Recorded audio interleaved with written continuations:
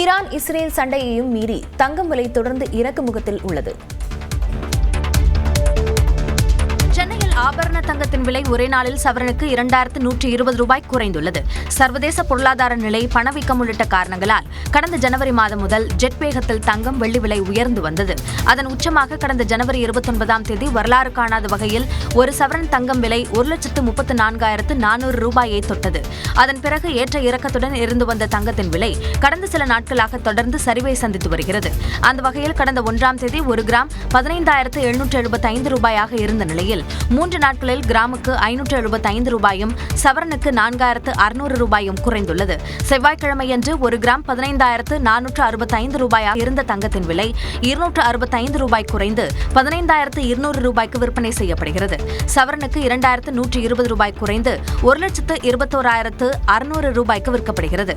வெள்ளி விலை ஒரே நாளில் கிராமுக்கு 20 ரூபாய் குறைந்து 295 ரூபாய்க்கும், கிலோவுக்கு 20,000 ரூபாய் குறைந்து 2,95,000 ரூபாய்க்கும் விற்பனை செய்யப்படுகிறது.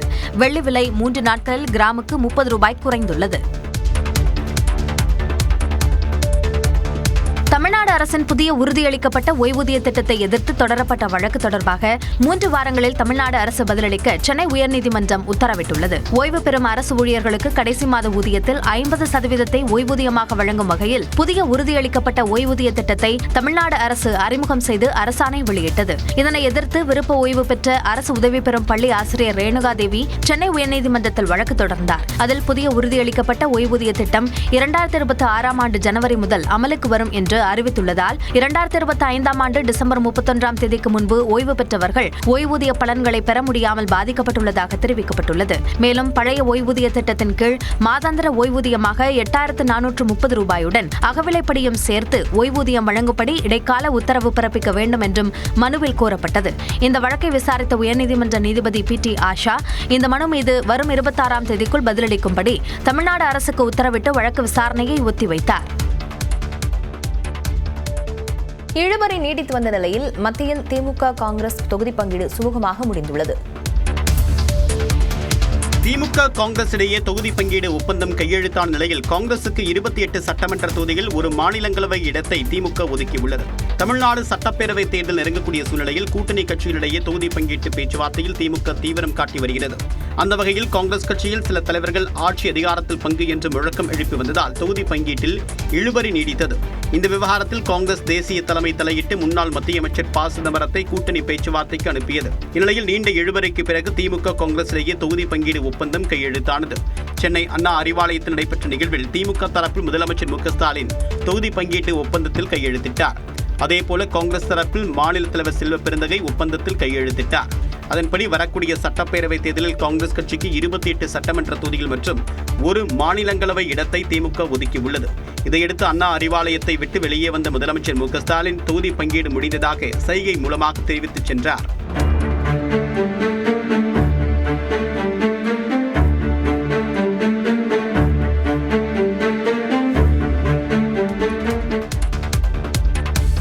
திமுகவுடனான தொகுதி பங்கீடு மூலமாக மனநிறைவோடும் மகிழ்ச்சியோடும் இருப்பதாக தெரிவித்த தமிழ்நாடு காங்கிரஸ் கமிட்டியின் தலைவர் செல்வ பெருந்தகை மாநிலங்களவை வேட்பாளர் குறித்து காங்கிரஸ் தலைமை அறிவிக்கும் என்றார். சென்னை அண்ணா அறிவாலயத்தில் திமுக காங்கிரஸ் இடையே தொகுதி பங்கீடு கையெழுத்தான நிலையில் செய்தியாளர்களை சந்தித்த தமிழ்நாடு காங்கிரஸ் கமிட்டியின் தலைவர் செல்வ பெருந்தகை தொகுதி பங்கீட்டில் மனநிறைவோடு இருப்பதாக தெரிவித்தார். மனநிறைவோடு இருக்கும், ரைட்?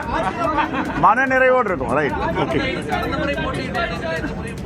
அதெல்லாம் நாங்க டிசைட் பண்ணுவோம். ஓகே, மனநிறைவோடு இருக்கும், மகிழ்ச்சியா இருக்கும். நன்றி. தொடர்ந்து செய்தியாளர்களை சந்தித்த தமிழ்நாடு காங்கிரஸ் மேலிட பொறுப்பாளர் கிரீஷ் சோடங்கர் அதிகார பகிர்வை குறித்து திமுகவுடன் பேச்சுவார்த்தை நடந்ததா என்ற கேள்விக்கு பதிலளித்தார்.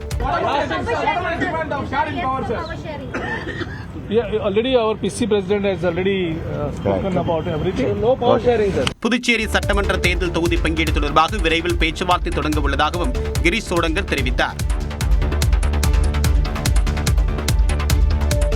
உள்ளாட்சி தேர்தலில் காங்கிரஸ் கட்சிக்கு உரிய பிரதிநிதித்துவம் வழங்குவதாக திமுக உறுதியளித்திருப்பதாக தமிழக காங்கிரஸ் மேலிட பொறுப்பாளர் கிறிஸ் ஓடங்கர் தெரிவித்துள்ளார். திமுகவுடனான தொகுதி பங்கீட்டு பேச்சுவார்த்தைக்கு பின் நியூஸ் 18ற்கு பேட்டியளித்தவர், காங்கிரஸ் தரப்பில் 41 சட்டமன்ற தொகுதிகள் கேட்கப்பட்ட நிலையில் 28 சட்டமன்ற தொகுதிகள் மற்றும் ஒரு மாநிலங்களவை சீட் மட்டும் ஒதுக்கப்பட்டிருப்பதாக கூறினார். இதனால் தொகுதி பங்கீட்டு பேச்சுவார்த்தை நிறைவாக இல்லை என்றும் தெரிவித்தார். எனினும் உள்ளாட்சி தேர்தலில் உரிய பிரதிநிதித்துவம் வழங்குவதாக திமுக உறுதியளித்திருப்பதாகவும் கிறிஸ் ஓடங்கர் தெரிவித்தார். The demand for a cadre's participation into power sharing at a local body has been seriously considered and accepted at the DMK leadership level. That is the satisfaction that we are involving our cadre into the governance. சட்டமன்ற தேர்தல் பரப்புரைக்காக ராகுல் காந்தி, பிரியங்கா உள்ளிட்ட தலைவர்கள் வருகை தர உள்ளதாக கூறிய Chris ஓடங்கர், Puducherry சட்டமன்ற தேர்தலுக்கான கூட்டணி தொடர்பாக இன்று பேச்சுவார்த்தை நடைபெற உள்ளதாகவும் தெரிவித்தார். திமுக சார்பில் மாநிலங்களவை வேட்பாளர்களாக திருச்சி சிவா மற்றும் கான்ஸ்டன்டைன் ரவீந்திரன் ஆகியோர் அறிவிக்கப்பட்டுள்ளனர். தமிழ்நாடு, பீகார் உள்ளிட்ட 10 மாநிலங்களில் காலியாகும் 37 மாநிலங்களவை இடங்களுக்கான தேர்தல் வரும் 16ஆம் தேதி நடைபெறுகிறது. இதில் தமிழ்நாட்டில் 6 மாநிலங்களவை இடங்களுக்கு தேர்தல் நடைபெறும் நிலையில் திமுக சார்பில் காலியாகும் 4 இடங்களில் தேமுதிக, காங்கிரஸ் கட்சிகளுக்கு தலா ஒரு இடம் ஒதுக்கப்பட்டது. மீதமுள்ள 2 இடங்களில் திமுக தரப்பில் மாநிலங்களவை வேட்பாளர்களாக திருச்சி சிவா மற்றும் கான்ஸ்டன்டைன் ரவீந்திரன் அறிவிக்கப்பட்டுள்ளனர். இதனிடையே சென்னை அண்ணா அறிவாலயத்தில் செய்தியாளர்களை சந்தித்த திருச்சி சிவா, திமுகவின் போர் வீரனாக நாடாளுமன்றத்தில் தனது குரல் ஒலிக்கும் என்றார். நாடாளுமன்றத்தில் என்னுடைய கடமை ஒரு திராவிட முன்னேற்ற கழக போர் வீரனாக தொடரும். நான் எப்பொழுதும் திராவிட முன்னேற்ற கழகத்தினுடைய ஒரு போர் வீரன். குறிப்பாக எங்களுடைய தலைவர், நான் அவருக்கு மிகவும் நன்றி செலுத்த கடமைப்பட்டிருக்கின்றேன். உரிய நேரத்தில் உழைப்பவர்களை அவர் அங்கீகரிப்பார். பல நேரங்களில் பலருக்கு செய்திருக்கிறார். எனக்கு இதுவரை நான் எதையுமே கேட்டவர் தந்ததில்லை. இந்த முறையும் நான் கேட்கவில்லை, அவராகவே தந்திருக்கிறார். விரைவில் காங்கிரஸ் மற்றும் தேமுதிக தரப்பில் மாநிலங்களவை வேட்பாளர்கள் அறிவிக்கப்படுவார்கள் என எதிர்பார்க்கப்படுகிறது. மாநிலங்களவை தேர்தலில் அதிமுக சார்பில் தம்பிதுரை போட்டியிடுவதாக அறிவிக்கப்பட்டுள்ளது. தமிழ்நாட்டில் கட்சிகளுக்கு உள்ள எம்எல்ஏக்களின் அடிப்படையில் அதிமுக 2 எம்பிக்களை தேர்வு செய்ய முடியும். அதில் ஒரு இடம் பாமகவிற்கு ஒதுக்கப்பட்ட நிலையில் மீதமுள்ள இடத்தில் அதிமுக சார்பில் தம்பிதுரை போட்டியிடுவதாக அக்கட்சியின் பொதுச் செயலாளர் எடப்பாடி பழனிசாமி தெரிவித்துள்ளார். இதன் மூலம் தம்பிதுரை 2வது முறையாக மாநிலங்களவைக்கு தேர்வாகிறார். தனது 18வது வயதில் அரசியல் வாழ்க்கையை தொடங்கிய தம்பிதுரை அப்போதைய ஒருங்கிணைந்த திமுகவின் இளைஞர் மற்றும் மாணவர் அமைப்பில் இருந்துள்ளார். திமுகவில் இருந்து எம்ஜிஆர் பிரிந்து அதிமுகவை தொடங்கிய போது அவருடன் இருந்த நிறுவன தலைவர்களில் ஒருவரான இவர் முதல் தலைமுறை அதிமுகவினரில் ஒருவராவார். 1977ஆம் ஆண்டில் ஈரோடு தொகுதி சட்டமன்ற உறுப்பினராக தேர்வான தம்பிதுரை 1984 மற்றும் 1989ஆம் ஆண்டு மக்களவைத் தேர்தல்களில் கரூர் தொகுதியில் போட்டியிட்டு வெற்றி பெற்றார். 1996ஆம் ஆண்டு கரூர் தொகுதியில் போட்டியிட்டு தோல்வியடைந்தார். 2001ஆம் ஆண்டு சட்டமன்ற தேர்தலில் போட்டியிட்ட ஜெயலலிதா அமைச்சரவையில் இடம்பெற்ற தம்பிதுரை 2009 மற்றும் 2014ஆம் ஆண்டுகளில் மக்களவைத் தேர்தல்களில் போட்டியிட்டு வெற்றி வாகை சூடினார். 2019ஆம் ஆண்டு மக்களவைத் தேர்தலில் தோல்வியடைந்த பின் 2020ஆம் ஆண்டு மாநிலங்களவைக்கு தேர்வானார். இந்த நிலையில் மீண்டும் அவருக்கு மாநிலங்களவை உறுப்பினர் பதவி வழங்கப்பட்டிருக்கிறது. அவர் இன்று வேட்புமனு தாக்கல் செய்ய உள்ளார். கரூர் விவகாரம் முதல் ஜனநாயகன் படம் வரை தன் மீது பழி போடப்படுவதாக தவிக தலைவர் விஜய் குற்றம் சாட்டியுள்ளார். தன்னை எதிர்ப்பதில் திமுக மற்றும் அதிமுக இடையே மறைமுக டீலிங் இருப்பதாக தவிக தலைவர் விஜய் குற்றம் சாட்டியுள்ளார். தஞ்சாவூர் மாவட்டம் செங்கிப்பட்டியில் நடைபெற்ற நிர்வாகிகள் சந்திப்பு மற்றும் பரப்புரை கூட்டத்தில் கலந்து கொண்ட தவிக தலைவர் விஜய் வழக்கத்திற்கு மாறாக தோளில் பச்சை துண்டு அணிந்திருந்தார். கூட்டத்தில் பேசிய அவர், அடுத்த ஜென்மத்தில் விவசாய குடும்பத்தில் பிறக்க வேண்டும் என விருப்பம் தெரிவித்தார். எனக்கு இந்த அடுத்த ஜென்மம் மறுபிறவியை பற்றியெல்லாம் எனக்கு தெரியாது. அது உண்மை அப்படின்னா அடுத்த ஜென்மத்தில் நான் ஒரு விவசாயி குடும்பத்தில் பிறக்கணும்னு ஆசைப்படுறேன். தன்னை எதிர்ப்பதில் திமுக, அதிமுக மறைமுக டீலிங் வைத்திருப்பதாக இரு கட்சிகளின் பெயரையும் குறிப்பிடாமல் விஜய் சாடினார். நாம வெளியே அடிச்சுக்கிற மாதிரி அடிச்சுக்கிட்டாலும் உள்ள நம்மளுடைய டீலிங் பக்காவா இருக்கணும். மக்களோட ஃபீலிங்ஸை பற்றிலாம் நமக்கு கவலை இல்லை, நமக்கு டீலிங் தான் முக்கியம். அதனால நீ என்ன பண்ற, எஸ்ஓபின்னு போட்டு ஒரு பக்கம் அவனை தடுத்துரு, இன்னொரு பக்கம் அவன் மேல பழி போட்டு நானும் தடுத்துடுறேன். திமுகவும் அதிமுகவும் கடந்த 50 ஆண்டுகளாக தமிழ்நாட்டை மாறி மாறி கொள்ளையடிப்பதாகவும் விஜய் குற்றம் சாட்டினார். கரூர் விவகாரம் முதல் ஜனநாயகன் படம் வரை தன் மீது பழி போடப்படுவதாக தாவேக தலைவர் விஜய் குற்றம் சாட்டியுள்ளார். செங்கிப்பட்டியில் நடைபெற்ற நிர்வாகிகள் கூட்டத்தில் பேசிய அவர், தாவேக ஆட்சிக்கு வந்தால் தமிழ்நாட்டில் உரத்தட்டுப்பாடு இருக்காது என வாக்குறுதி அளித்தார். நம்ம டிவிக்கு ஆட்சி வந்ததும் உரத்தட்டுப்பாடு இல்லாம பார்த்துக்குவோம். 5 ஏக்கர் வரை நிலமுள்ள விவசாயிகள் வேளாண் கூட்டுறவு வங்கிகளில் வாங்கிய பயிர் கடன் முழுமையாக ரத்து செய்வதற்கும் 5 ஏக்கருக்கு மேல் உள்ள விவசாயிகள் வேளாண் கூட்டுறவு வங்கிகளில் வாங்கிய பயிர் கடன் 50% வரை ரத்து செய்வதற்கான சாத்திய கூறுகளை ஆராய்ந்து உறுதியாக நடவடிக்கை எடுப்போம். ஜனநாயகன் படத்திற்கு பட்டும் படாமல் குரல் கொடுத்த தமிழக முதலமைச்சருக்கு நன்றி என்றும் அவர் கூறினார். மேல பழி போட்டு கரூர்ல ஆரம்பிச்சு நம்ம ஜனநாயகன் படம் ரிலீஸ் வரைக்கும், ஆனா அந்த ரிலீஸ் பிரச்சனையில நிறைய பேர் குரல் கொடுத்தாங்க. முக்கியமா நம்மளுடைய முதல்வர் அவர்கள் கூட பூசி முழுகி பட்டும் படாம குரல் கொடுத்தாங்க. But what ever it is, குரல் கொடுத்த அவங்களுக்கும் மற்றவங்க எல்லாருக்கும் இந்த நேரத்தில் என்னுடைய நன்றியை தெரிவிச்சு. 2026 தேர்தலில் திமுகவை வீழ்த்த அதிமுகவால் முடியாது, தாவேகவால் மட்டுமே முடியும் எனவும் விஜய் கூறினார்.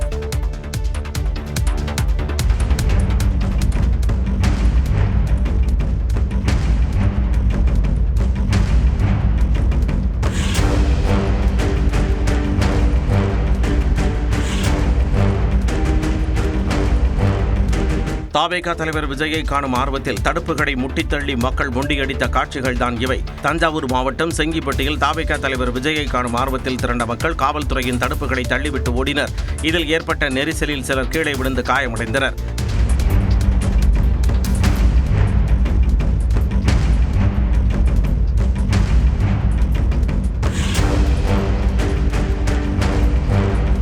முன்னதாக செங்கிப்பட்டிக்கு அருகே விஜயின் காரை பின்தொடர்ந்து சென்ற கீழக்கல்கொண்டார் கோட்டையைச் சேர்ந்த விக்னேஷ், ஹிலால் ஆகிய 2 மாணவர்களின் வாகனம் விபத்திற்குள்ளானது.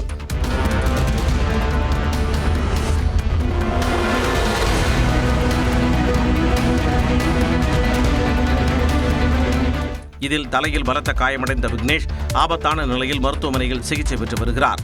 கல்லூரி செல்வதாக கூறிவிட்டு சென்ற மகன் விபத்தில் சிக்கியிருப்பதாக விக்னேஷின் தந்தை பாண்டியன் தெரிவித்தார். இவனுக்கு பிரெயினில் அடிபட்டிருக்கு. இன்னும் ஒன்றும் முடிவு சொல்லலை சார். 48 மணி நேரம் ஆகுன்றாங்க. நான் பண்ணுறேன்னே புரியல.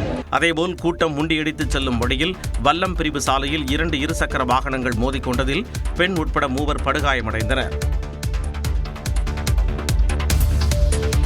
எழுதி கொடுப்பதை படிக்கும் விஜய் முதலில் செய்தியாளர்களை சந்திக்க வேண்டும் என முன்னாள் அமைச்சர் ஜெயக்குமார் விமர்சித்துள்ளார். சென்னையில் செய்தியாளர்களை சந்தித்த அதிமுக முன்னாள் அமைச்சர் ஜெயக்குமார், அதிமுகவை வம்புக்கு இழுத்தால் விஜய் வாங்கி கட்டிக் கொள்வார் என எச்சரிக்கை விடுத்தார்.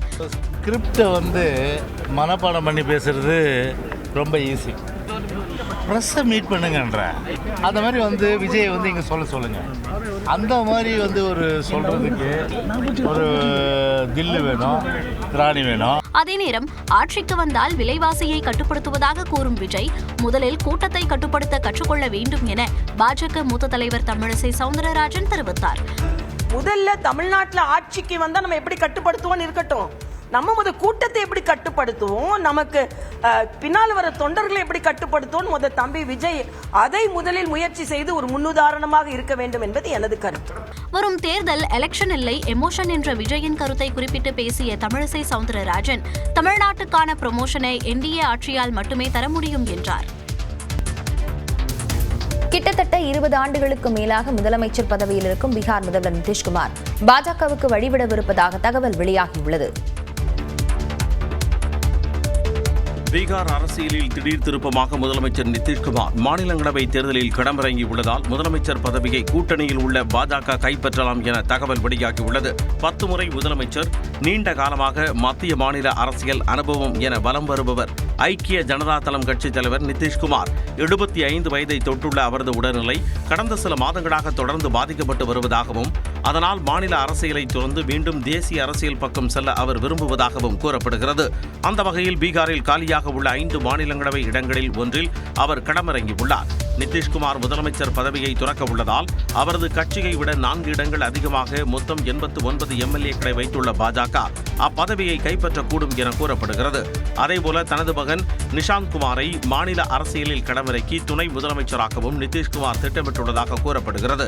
45 வயதாகும் தனது மகனை மெல்ல மெல்ல அரசியல் களத்திற்குள் புகுத்தி அடுத்த தலைவராக நிதிஷ்குமார் கருதுவதாகவும் தகவல் வெளியாகியுள்ளது. இந்திய ஆதிக்கம் மிகுந்த மாநிலங்களிலேயே பாஜகவால் முதலமைச்சர் பதவியை பிடிக்கவே முடியாத மாநிலமாக திகழ்ந்த பீகாரும் தற்பொழுது பாஜக வசம் செல்லும் சூழல் எழுந்துள்ளது. தமிழ்நாட்டில் 2 நாட்களுக்கு அதிகபட்ச வெப்பநிலை படிப்படியாக உயரும் என்று வானிலை ஆய்வு மையம் தெரிவித்துள்ளது. மன்னார் வளைகுடா மற்றும் அதனையொட்டிய பகுதிகளின் மேல் வளிமண்டல கீழடுக்கு சுழற்சி நிலவுவதாகவும், தெற்கு வங்கக்கடலின் மத்திய பகுதிகள் மற்றும் அதனையொட்டிய இந்திய பெருங்கடல் பகுதிகளின் மேல் ஒரு வளிமண்டல கீழடுக்கு சுழற்சி நிலவுவதாகவும் வானிலை மையம் கூறியுள்ளது. இதன் காரணமாக நாளை மறுநாள் முதல் 9ஆம் தேதி வரை மேற்கு தொடர்ச்சி மலை மாவட்டங்கள் மற்றும் தென் தமிழக கடலோர மாவட்டங்களில் லேசான மழை பெய்ய வாய்ப்புள்ளது. வரும் 10ஆம் தேதி தமிழகத்தில் ஓரிரு இடங்களிலும், புதுவை மற்றும் காரைக்காலிலும் மிதமான மழை பெய்யலாம் என்று தெரிவிக்கப்பட்டுள்ளது. வெப்பநிலையை பொறுத்தவரை இன்றும் நாளையும் தமிழகம், புதுவை மற்றும் காரைக்கால் பகுதிகளில் அதிகபட்ச வெப்பநிலை படிப்படியாக உயரக்கூடும் என்றும் வானிலை ஆய்வு மையம் கூறியுள்ளது. சிவகாசியில் செய்தியாளர்களிடம் பேசிய மத்திய புவி அறிவியல் அமைச்சக செயலாளர் ரவிச்சந்திரன், இந்த ஆண்டு கோடை வெயில் அதிகரித்து காணப்படும் என்று தெரிவித்தார். வெப்பம் அதிகமாக இருக்கும், போன வருஷத்தை காட்டும், அதுக்கு முந்தின வருஷத்தை காட்டும் அதிகமாக இருக்கும். ஸோ இந்த வருஷம் சம்மரில் வெப்பநிலை கொஞ்சம் அதிகமாக இருக்கும் எல்லாம் all over India, especially Tamil Nadu. வெப்பம் அதிகமாகும், அவ்வளோதான். அலை வீசுங்கிறது ஒரு பர்டிகுலர் டைம், அது எப்போ இருக்கு என்னன்னு சொல்ல முடியாது. மௌசம் செயலி மூலம் மின்னல் தாக்கம் குறித்து முன்கூட்டியே அறிந்து பொதுமக்கள் தங்களை தற்காத்துக் கொள்ளலாம் என்றும் ரவிச்சந்திரன் கூறினார்.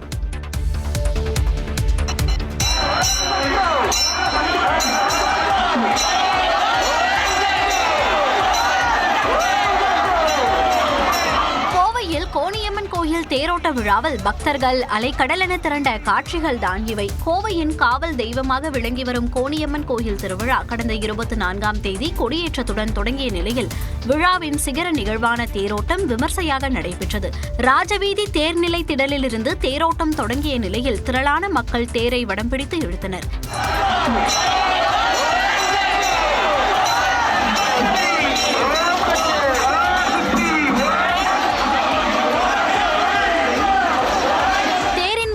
வீசி பக்தர்கள் வேண்டிக் கொண்ட நிலையில் பக்தர்களுக்கு இஸ்லாமியர்கள் தண்ணீர் பாட்டில்கள் வழங்கினர்.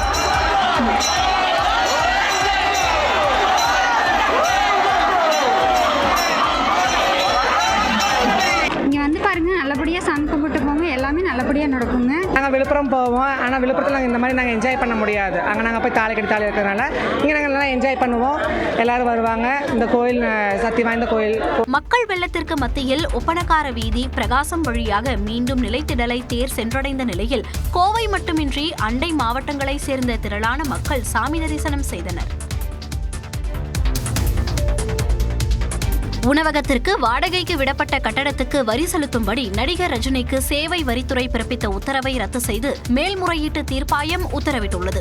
சென்னை கோடம்பாக்கம் சாலையில் ரஜினிகாந்திற்கு சொந்தமான கட்டடத்தில் வசந்தபவன் ஹோட்டல் இயங்கிய நிலையில் அந்த கட்டடத்துக்கு 2007 முதல் 2012 வரையிலான காலகட்டத்திற்கு 56,84,000 ரூபாய் சேவை வரி செலுத்தும்படி சேவை வரித்துறை உத்தரவிட்டது. இதை எதிர்த்து சென்னை நந்தனத்தில் உள்ள சேவை வரிகள் மேல்முறையீட்டு தீர்ப்பாயத்தில் கடந்த 2016ஆம் ஆண்டு ரஜினிகாந்த் முறையிட்டார். இந்த மனு விசாரணைக்கு வந்தபோது 1994ஆம் ஆண்டு நிதி சட்டத்தின் கீழ் உணவகத்திற்காக வாடகைக்கு விடப்படும் கட்டடங்களுக்கு சேவை வரி செலுத்துவதிலிருந்து விலக்களிக்கப்படுவதாக ரஜினிகாந்த் தரப்பில் முறையிடப்பட்டது. அதே நேரம் கட்டடத்தில் உணவகம் மட்டுமின்றி கருத்தரங்க கூடம், கிளப், பார் இயங்கியதால் சேவை வரி விலக்கு பெற முடியாது என சேவை வரிகள் துறை தரப்பில் வாதிடப்பட்டது. இருதரப்பு வாதங்களையும் கேட்ட தீர்ப்பாயம் விருந்தினரின் வசதிக்காக இயக்கப்படும் உணவகம் உள்ளிட்ட வசதிகள் ஹோட்டலின் அங்கமாக மட்டுமே கருத முடியும், அவற்றை தனி கட்டடமாக கருத முடியாது என கூறி ரஜினிகாந்த் சேவை வரி செலுத்த பிறப்பித்த உத்தரவை ரத்து செய்து உத்தரவிட்டது.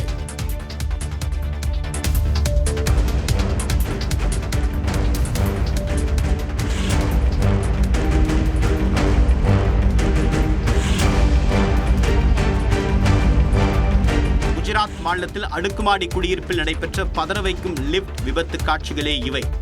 வல்சாத் மாவட்டத்தில் உள்ள சர்தார் ஹைட்ஸ் என்ற அடுக்குமாடி குடியிருப்பில் 9வது மாடியில் இருந்து தரைத்தளத்திற்கு செல்ல குடியிருப்பு வாசி ஒருவர் லிப்டில் ஏறினார். தரைத்தளத்தை அடைந்ததும் லிப்ட் கதவுகள் திறந்தன.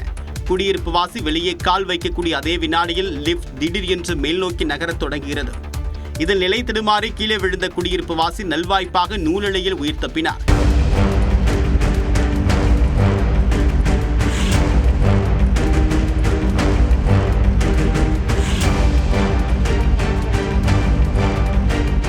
மேலே சென்ற வேகத்தில் அதன் கதவு அவருடைய தலையில் பலமாக மோதியது. அதில் அவருக்கு லேசான தலைக்காயம் ஏற்பட்டுள்ளது. பொதுவாக மின்தூக்கி கதவு திறந்திருக்கக்கூடிய நிலையில் அது நகரக்கூடாது. ஆனால் இந்த சம்பவத்தில் சென்சார் அல்லது பிரேக் சிஸ்டத்தில் ஏற்பட்ட கோளாறு காரணமாகவே லிப்ட் நகர்ந்துள்ளது ஆரம்பகட்ட விசாரணையில் தெரிய வந்துள்ளது.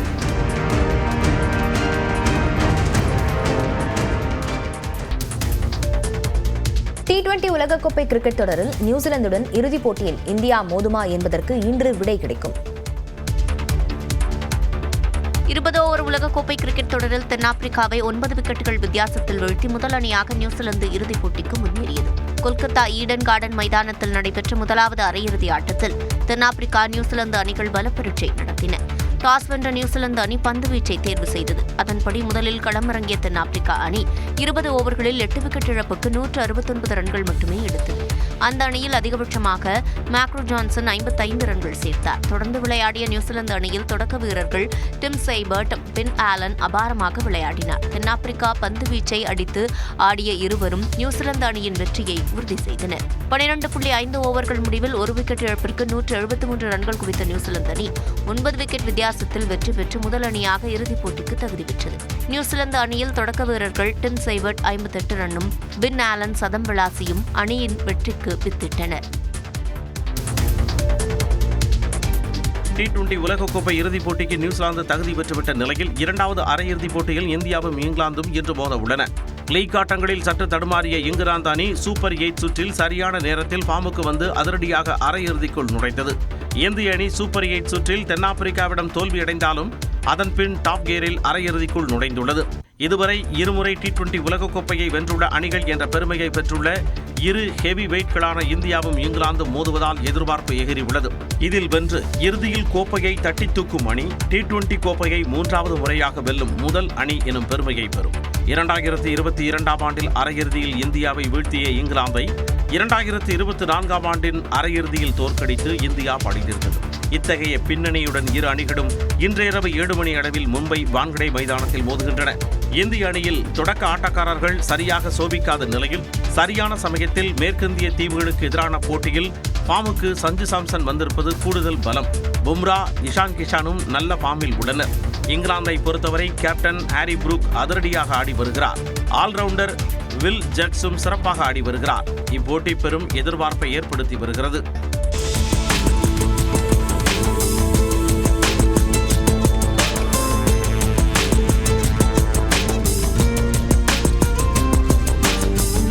ரஷ்மிகா மந்தனா, விஜய் தேவரகுண்டா ஜோடியின் திருமண வரவேற்பு நிகழ்ச்சி களைகட்டிய காட்சிகளே இவை.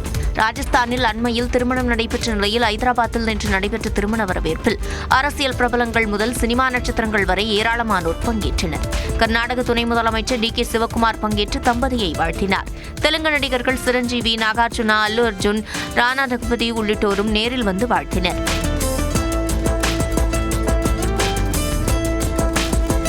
அதேபோல நடிகைகள் ராதிகா சரத்குமார், மிருணால் தாக்கூர் உள்ளிட்டோரும் நட்சத்திர ஜோடிக்கு வாழ்த்து பகிர்ந்தனர்.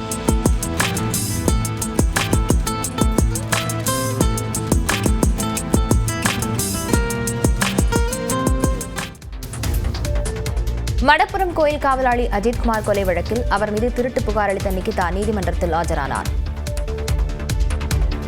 தான் முழுக்க சட்டத்தை நம்பியிருப்பதாகவும் நகை காணாமல் போன வழக்கில் எந்த அதிகாரி மூலமும் அழுத்தம் கொடுக்கவில்லை என்றும் மடப்புரம் கோயில் காவலாளி அஜித்குமார் மீது புகார் அளித்த நிகிதா தெரிவித்துள்ளார். சிவகங்கை மாவட்டம் மடப்புரம் காளியம்மன் கோயில் காவலாளி அஜித்குமார் கொலை வழக்கில் பொய் புகார் அளித்ததாக குற்றம் சாட்டப்பட்ட நிகிதா மதுரை மாவட்ட நீதிமன்றத்தில் ஆஜரானார். இதையடுத்து செய்தியாளர்களிடம் பேசிய அவர், தான் முதலில் புகார் அளித்தது அறநிலையத்துறை அதிகாரிகளிடம்தான் என்றும் அதன் பிறகே காவல் நிலையத்தில் புகார் அளித்ததாகவும் கூறினார். தனக்கு எவ்வித அரசியல் பின்புலமும் அதிகாரிகள் பின்புலமும் இல்லை என்றும் நிகிதா கூறினார். என்னை சுற்றி எந்த பொலிட்டிக்கல் க்ரௌடும் இல்லை, என்னை சுற்றி எந்த ஒரு அட்வொகேட் க்ரௌடும் இல்லை. நான் தனியாக தான் வந்திருக்கேன். ஈவன் ஆல் என்கொயரிஸ், கடுமையான என்கொயரியில் கூட நான் தனியாக தான் வந்துட்டுருக்கேன். ஸோ நான் எந்த ஒரு ஹையர் அஃபீஷியல்ஸோ, எந்த ஒரு பொலிட்டிக்கல் க்ரௌடோ, எந்த ஒரு அட்வொகேட்டோ, ஈவன் போலீஸ் ப்ரொடெக்ஷன் கூட நான் கேட்கல. இதனிடையே அஜித்குமார் கொலை வழக்கில் வரும் 9ஆம் தேதி மீண்டும் ஆஜராக வேண்டும் என நிகிதாவுக்கு மதுரை மாவட்ட நீதிமன்றம் உத்தரவிட்டுள்ளது.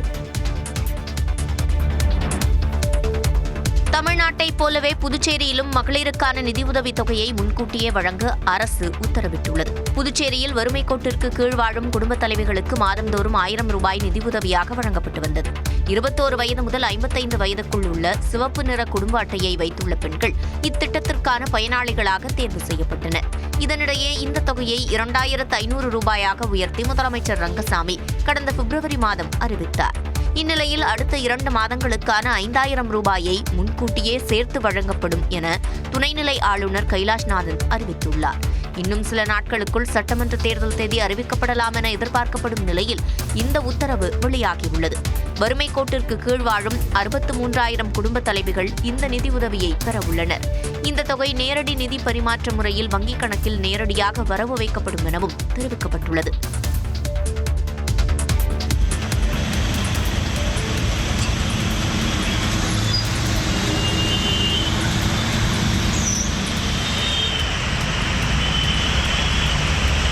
இது மழையால் பெருக்கெடுத்த வெள்ளமில்லை. மேல்நிலை நீர்த்தேக்க தொட்டியில் கசிவால் ஏற்பட்ட பாதிப்புதான். மதுரை மாநகராட்சி பகுதி மக்களின் குடிநீர் தேவையை பூர்த்தி செய்வதற்காக முல்லை பெரியார் கூட்டு குடிநீர் திட்டம் செயல்படுத்தப்பட்டு வருகிறது.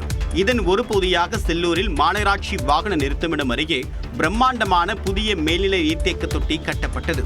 செவ்வாய்க்கிழமையன்று இந்த தொட்டியில் நீர் நிரப்பக்கூடிய பணி நடந்த போது எதிர்பாராத விதமாக பெரும் கசிவு ஏற்பட்டது. இதனால் பல லட்சம் லிட்டர் குடிநீர் சாலைகளில் பெருக்கெடுத்து ஓடி வீணாகியது. வைகை ஆற்றுக்கரை சாலை முழுவதுமாக வெள்ளக்காடாக காட்சியளித்தது.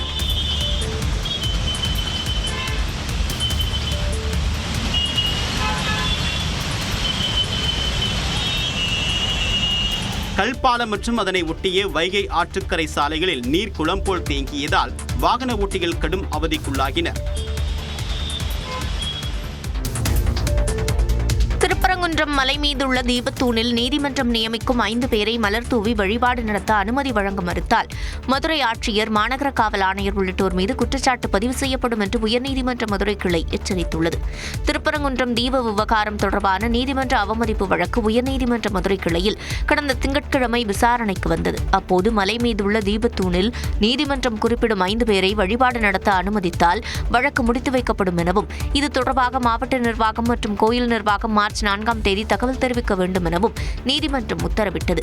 இதன்படி இந்த வழக்கு விசாரணை நீதிபதி சுவாமிநாதன் முன் நேற்று விசாரணைக்கு வந்தது. அப்போது மலை மீதுள்ள தீபத்தூணில் 5 பேரை வழிபட நடத்த அனுமதிக்கும் புதிய நடைமுறை குறித்து ஆலோசிக்கப்பட்டு வருவதாக அரசு தரப்பில் தெரிவிக்கப்பட்டது. மதுரை ஆட்சியர் தரப்பில் ஆஜரான வழக்கறிஞர் 2 வாரம் கால அவகாசம் வழங்கும்படி கோரிக்கை விடுத்தார். இதனை ஏற்றுக்கொண்ட நீதிபதி வரும் 18ஆம் தேதி திருப்பரங்குன்றம் மலை உச்சியில் உள்ள தீபத்தூணில் கோயில் பொட்டர்கள் மலர் தூவி பூஜை நடத்த அனுமதி வழங்கப்படும் என்ற தகவலுடன் கோயில் நிர்வாகம் நீதிமன்றத்திற்கு வர வேண்டும் என்று உத்தரவிட்டார். இந்த உத்தரவு நிறைவேற்றப்படவில்லை எனில் மதுரை ஆட்சியர், மாநகர காவல் ஆணையர், அறங்காவலர் குழு உறுப்பினர், கோயில் இணை ஆணையர் உள்ளிட்டோர் மீது அன்றே குற்றச்சாட்டு பதிவு செய்யப்படும் என்றும் எச்சரித்து வழக்கு விசாரணையை ஒத்திவைத்தார். சிறப்பு பணி பாதுகாப்பு சட்டத்தை இயற்ற வேண்டும், அனைத்து நிலை அலுவலர்களுக்கும் மேம்படுத்தப்பட்ட ஊதியம் வழங்க வேண்டும் என்பன உள்ளிட்ட 9 அம்ச கோரிக்கைகளை வலியுறுத்தி தமிழ்நாடு முழுவதும் பல்வேறு மாவட்டங்களில் வருவாய்த்துறை சங்கங்களின் கூட்டமைப்பினர் போராட்டத்தில் ஈடுபட்டனர். விழுப்புரம் மாவட்ட ஆட்சியரகத்தில் தொடர் காத்திருப்பு போராட்டத்தில் ஈடுபட்ட வருவாய்த்துறை சங்கங்களின் கூட்டமைப்பினர் திருச்சி, சென்னை நெடுஞ்சாலையில் சாலை மறியலில் ஈடுபட்டனர். இதையடுத்து அவர்களை காவலர்கள் கைது செய்தனர். திண்டுக்கல்லில் வட்டாட்சியர்கள், வருவாய்த்துறை கிராம நிர்வாக அலுவலர்கள், வருவாய் கிராம உதவி அலுவலர்கள் உள்ளிட்ட அலுவலர்கள் பணிகளை புறக்கணித்து சாலை மறியலில் ஈடுபட்டனர். இதே கோரிக்கைகளை வலியுறுத்தி வேலூர் மற்றும் கோவை மாவட்ட ஆட்சியர் அலுவலகங்கள் எதிரே வருவாய்த்துறை சங்கங்களின் கூட்டமைப்பினர் முழக்கங்கள் எழுப்பி சாலை மறியலில் ஈடுபட்டனர். இதையடுத்து அவர்களை காவலர்கள் கைது செய்தனர். மக்கள் நீதி மையத்துடன் முதற்கட்ட தொகுதி பங்கீட்டு பேச்சுவார்த்தையை திமுக முடித்துள்ளது. சட்டமன்ற தேர்தலில் மக்கள் நீதி மையம் 12 தொகுதிகள் கேட்ட நிலையில் திமுக 2 தொகுதிகளை ஒதுக்க முன்வந்துள்ளதாக தகவல் வெளியாகியுள்ளது. சென்னை அண்ணா அறிவாலயத்தில் மக்கள் நீதி மையம் பொதுச் செயலாளர் அருணாச்சலம் தலைமையிலான குழுவினருடன் திமுக தொகுதி பங்கீட்டு குழுவினர் பேச்சுவார்த்தை நடத்தினர். இதில் திமுக தரப்பில் பொருளாளர் TR பாலு, அமைச்சர்கள் KN நேரு, ஏவா வேலு உள்ளிட்ட மூத்த தலைவர்கள் பங்கேற்றனர். அப்போது மக்கள் நீதி மையம் தரப்பில் 12 தொகுதிகள் ஒதுக்க கோரியதாக சொல்லப்படுகிறது. ஏற்கனவே மக்கள் நீதி மையம் தலைவர் கமல்ஹாசனுக்கு மாநிலங்களவை உறுப்பினர் பதவி வழங்கப்பட்டுள்ளதை சுட்டிக்காட்டிய திமுக அதிகபட்சமாக 2 சட்டமன்ற தொகுதிகளை ஒதுக்குவதாக கூறியதாக கூறப்படுகிறது. பின்னர் செய்தியாளர்களை சந்தித்த அருணாச்சலம் திமுக கூட்டணிக்கு மக்கள் நீதி மையம் எப்படி பலம் சேர்க்கப் போகிறது என்பதை விவரித்ததாக கூறினார். கோழி அடைகாப்பது போன்று அந்த தாய்மை உள்ளத்தோடு நாங்கள் எல்லாம் இதை அடைகாத்து கொண்டு வருகிறோம். குஞ்சு பொறித்து வரும்போது உங்களுக்கு எத்தனை தொகுதிகள் என்று தெரியும். இதனைத் தொடர்ந்து ஆம் ஆத்மி கட்சி மாநில தலைவர் வசீகரன் தலைமையிலான குழுவினருடன் திமுக தொகுதி பங்கீட்டு குழுவினர் பேச்சுவார்த்தை நடத்தினர். திருச்சி ரயில்வே மண்டல அலுவலக நுழைவுவாயில் வளைவில் இடம்பெற்றிருந்த ஹிந்தி பெயர் அகற்றப்பட்டது. திருச்சி சந்திப்பு ரயில் நிலைய வளாகத்தில் உள்ள மண்டல ரயில்வே அலுவலக நுழைவுவாயில் வளைவுக்கு கர்த்தவ்ய துவார் என்று ஹிந்தியில் பெயர் சூட்டப்பட்டு ஹிந்தி வார்த்தைகள் அப்படியே தமிழ் மற்றும் ஆங்கிலத்தில் எழுதப்பட்டு இருந்ததற்கு கடும் எதிர்ப்பு கிளம்பியது. திருச்சி ரயில்வே நிலையத்தில் முற்றுகை போராட்டத்தில் ஈடுபட்ட திமுகவினர் ரயில்வே மண்டல அலுவலக கல்வெட்டில் இருந்த ஹிந்தி வார்த்தைகளை மைப்பூசி அழித்தனர்.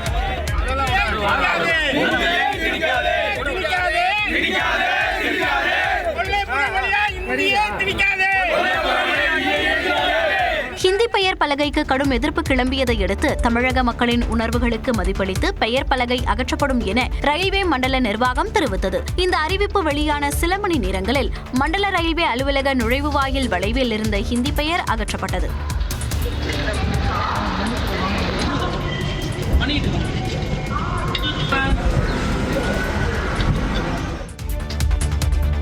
ஹிந்தி திணிப்பு வெறியில் பாஜக எல்லை மீறி சென்று கொண்டிருப்பதாக முதலமைச்சர் மு.க. ஸ்டாலின் கண்டனம் தெரிவித்துள்ளார். திருச்சி மண்டல ரயில்வே அலுவலக நுழைவுவாயில் வளைவுக்கு கர்த்தவ்யா துவார் என்ற ஹிந்தி பெயர் சூட்டப்பட்டு மொழிபெயர்க்கப்படாமல் ஹிந்தி வார்த்தைகள் தமிழ் மற்றும் ஆங்கிலத்தில் எழுதப்பட்டதற்கு எதிர்ப்பு தெரிவித்து தனது எக்ஸ் பக்கத்தில் பதிவிட்ட முதலமைச்சர் மு.க. ஸ்டாலின் பாஜகவின் கொட்டமும் ஆணவமும் கூடிக்கொண்டே போவதாக காட்டமாக தெரிவித்துள்ளார். அதே நேரம் தமிழ் மொழிக்கான அங்கீகாரத்தை தொடர்ந்து வழங்கி வரும் மத்திய அரசு உடனடியாக இந்த விவகாரத்தில் தலையிட்டு திருச்சி மண்டல ரயில்வே அலுவலக நுழைவு வாயிலுக்கு தமிழில் பெயர் சூட்ட வேண்டும் என எதிர்க்கட்சித் தலைவர் எடப்பாடி பழனிசாமி கோரிக்கை விடுத்துள்ளார். இதனிடையே தமிழ் வளர்ச்சிக்காக திமுக செய்தது என்ன என மத்திய இணையமைச்சர் எல் முருகன் கேள்வி எழுப்பியுள்ளார். சும்மா மக்களை திசை திருப்புகின்ற செயல்களை தான் இவங்க திமுக அரசாங்கத்தில் தமிழுக்கு என்ன செஞ்சிருக்காங்க சொல்லு. தமிழ்ல இப்ப 6 வருஷம் 5 வருஷம் ஆட்சிக்கு வந்தாங்க. ஏதாவது தமிழ் மொழியினுடைய வளர்ச்சிக்காக உருப்படியாக ஏதாவது ஒரு திட்டத்தை நிறைவேற்றிருக்கிறார்களா? மொழி இனம் மூலம் தமிழக மக்களிடையே பாகுபாடு காட்டுவதை திமுக அரசு நிறுத்த வேண்டும் எனவும் அவர் தெரிவித்தார். நாம ஜாதி பார்த்து போட்ட ஓட்டு எதையும் ஜாதிக்கல, அப்படி மதம் பார்த்து போட்ட ஓட்டு எதையும் மாத்தல. அதனால கொஞ்சம் மனசை மாத்தி நல்ல மனுஷன் பார்த்து போடுங்க ஓட்ட காப்பாத்துங்க நாட்டை. நாம் தமிழர் கட்சியின் வேட்பாளர் அறிமுக கூட்டத்தில் அக்கட்சியின் ஒருங்கிணைப்பாளர் சீமான் பாடல் பாடி பரப்புரையில் ஈடுபட்ட காட்சிகள் தான் இவை. சென்னை சைதாப்பேட்டையில் நடைபெற்ற கூட்டத்தில் பேசிய அவர், நாம் தமிழர் கட்சி ஆட்சிக்கு வந்தால் உதவித்தொகை, கருணைத் தொகை, குறுணைத் தொகை எல்லாம் வழங்க மாட்டோம் என்று தெரிவித்தார். ஆட்சி முறையில் மாற்றம் வேண்டும் என்றும் வலியுறுத்தினார். என் தம்பி ஐகோ என்னிடத்துல சொன்னா, அண்ணா இது கேட்குது, என்ன மாமா போட்டிருக்காரா 5000 திடீர்னு வந்திருக்கு, நான் செலவுக்கு எதை போட்டிருக்கிறாரு, யாருங்க போட்டிருப்பா 5000? அப்புறம் தொலைக்காட்சியில் பார்த்தா தான் அரசு போட்டிருக்கு, அப்பா ஸ்டாலின் போட்டிருக்காருன்னு தெரிய வருது. வங்கி முழுக்க கட்டுப்பாடு ஆட்சியில் இருக்கிற பாரதிய ஜனதாவின் கட்டுப்பாட்டில் இருக்குது. அதில் 1,31,00,000 வங்கி கணக்குக்கு காசு போயிருக்கு.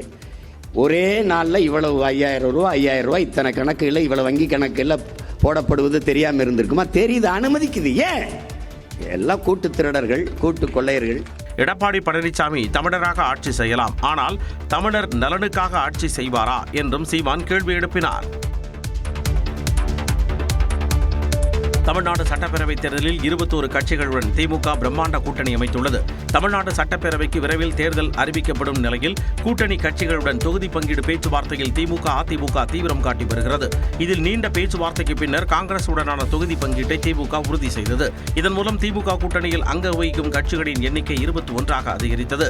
தமிழ்நாடு சட்டப்பேரவைத் தேர்தலில் 21 கட்சிகளுடன் திமுக பிரம்மாண்ட கூட்டணி அமைத்துள்ளது. ஒரு சட்டமன்ற தேர்தலுக்கு அமைந்த கூட்டணி அடுத்த தேர்தல் வரை நீடித்தது இல்லை என்றிருக்கும் நிலையில் புதிதாக 4 கட்சிகளை இணைத்து தொடர்ந்து 4வது முறையாக ஒரே கூட்டணியுடன் திமுக தேர்தல் களம் காண்கிறது. திமுக கூட்டணி உடையும் என அதிமுக பொதுச் செயலாளர் எடப்பாடி பழனிசாமி, தமிழிசை, ஆதவ அர்ஜுனா உள்ளிட்டோர் கூறி வந்த நிலையில் அந்த ஆசையில் மண் விடுந்தது போல தனது தனித்துவமான ஆளுமை பண்பு மற்றும் அரவணைக்கும் தன்மையால் முதலமைச்சர் மு.க. ஸ்டாலின் புதிய கட்சிகளையும் கூட்டணியில் இணைத்ததாக கூறப்படுகிறது. சென்னை சென்னை பள்ளிக்கரணை பகுதியில் நள்ளிரவில் இருசக்கர வாகனத்தில் வந்த இளைஞர் 25க்கும் மேற்பட்ட கார்களின் கண்ணாடிகளை உடைத்த சம்பவம் அதிர்ச்சியை ஏற்படுத்தியுள்ளது. பள்ளிக்கரணையில் சாய் பாலாஜி நகர், பாண்டியன் நகர், ஸ்ரீநகர் உள்ளிட்ட பகுதிகளில் வீட்டின் வெளியே நிறுத்தப்பட்டிருந்த கார்களின் கண்ணாடிகள் உடைக்கப்பட்டதைக் கண்டு அதிர்ச்சியடைந்த உரிமையாளர்கள் அப்பகுதிகளில் உள்ள சிசிடிவி காட்சிகளை ஆய்வு செய்துள்ளனர். அப்போது நள்ளிரவில் இருசக்கர வாகனத்தில் வந்த நபர் ஒவ்வொரு தெருவுக்கும் சென்று அங்கு வெளியே நிறுத்தப்பட்டிருந்த கார்களின் கண்ணாடிகளை பெரிய கல்லை கொண்டு உடைத்துள்ளார்.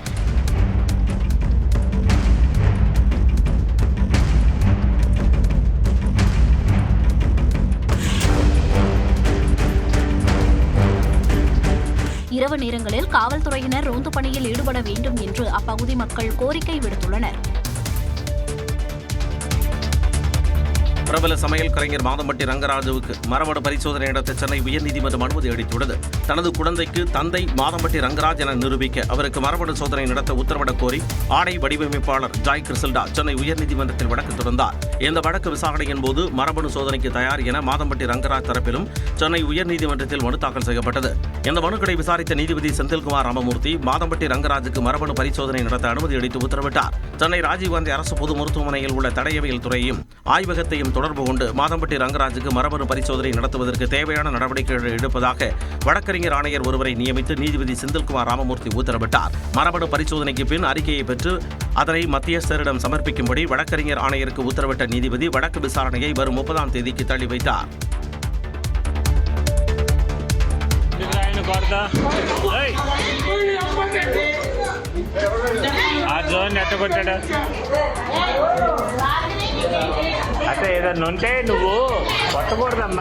ஒரு பள்ளி மாணவன் தன்னை கண்டித்த ஆசிரியரை தாக்கி நிலைகுலைய வைத்த காட்சி வைரலாகி வருகிறது. ஆந்திர மாநிலம் என்டிஆர் மாவட்டம் வீரவடியில் ஜில்லா பரிஷத் உயர்நிலைப் பள்ளி உள்ளது. அங்கு 10ஆம் வகுப்பு படிக்கும் பள்ளி மாணவர் ஒருவர் சரியாக பள்ளிக்கு வராமல் ஊர் சுற்றி கொண்டிருந்ததாக கூறப்படுகிறது. எப்போதாவது ஒரு நாள் பள்ளிக்கு வரும் அம்மாணவர் பள்ளிக்கு வந்தபொழுது ஆசிரியர் கடிந்து கொண்டிருக்கிறார். மேலும் அந்த மாணவர் உட்பட சரியாக படிக்காத மாணவர்களை வகுப்பறைக்கு வெளியே ஆசிரியர் உட்கார வைத்ததாகவும் கூறப்படுகிறது. இது தொடர்பாக அந்த ஊர் சுற்றி மாணவருக்கும் வகுப்பு ஆசிரியருக்கும் இடையே வாக்குவாதம் ஏற்பட்டது. அப்போது அந்த மாணவர் திடீரென்று எழுந்து வகுப்பு ஆசிரியர் நெஞ்சில் ஓங்கி குத்தினார். இதனால் அங்கிருந்த ஆசிரியர்கள் மாணவ மாணவியர் அதிர்ச்சி அடைந்தனர்.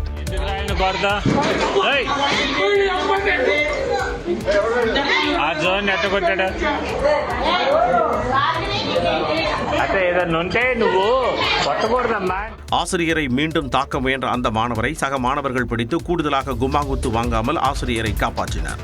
இந்த நிலையில் அந்த மாணவர் அவரை போன்று ஊர் சுற்றி மாணவர்கள் சிலருடன் சேர்ந்து பள்ளியில் இருந்து வெளியேறினார். இந்த சம்பவம் தொடர்பான வீடியோ தற்போது வெளியாகி அதிர்ச்சியை ஏற்படுத்தியுள்ளது. அடுத்த மக்களவைத் தேர்தலில் இந்தியா கூட்டணியின் பிரதமர் வேட்பாளராக ராகுல் காந்தி இருக்க வேண்டும் என ரேவந்த் ரெட்டி கோரிக்கை வைத்த நிலையில் அதற்கு ராகுல் காந்தி இசைவு தெரிவித்துள்ளதாக தகவல் வெளியாகியுள்ளது.